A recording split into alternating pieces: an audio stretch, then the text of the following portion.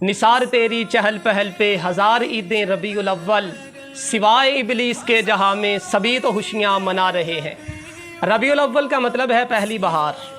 जब बहार का मौसम आता है तो हर तरफ खुशियाँ फैल जाती हैं, बागात के अंदर रौनकें बहाल हो जाती हैं, दरख्तों के ऊपर हरियाली, पौधों के ऊपर ताजगी आ जाती है, कलियाँ खिलती हैं, फूल महकते हैं, हर तरफ खुशियों का समा होता है।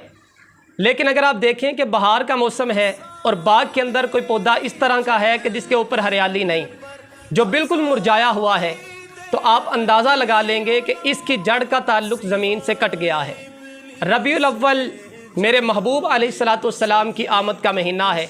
हर आशिक़ रसूल खुश है, हर तरफ मरहबा मुस्तफ़ा के नारे लगाए जा रहे हैं, घरों को सजाया जा रहा है, जुलूस मिलाद का इनेकाद किया जा रहा है, महाफिल मिलाद का इनेकाद किया जा रहा है।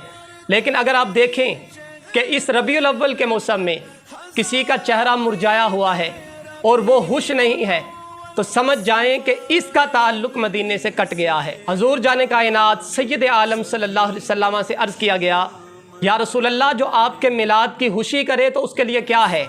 तो हजूर जाने आलम सल्लल्लाहु अलैहि वसल्लम ने फरमाया, फरह बिना फरहना बिही, जो हमसे खुश होता है हम भी उससे खुश होते हैं।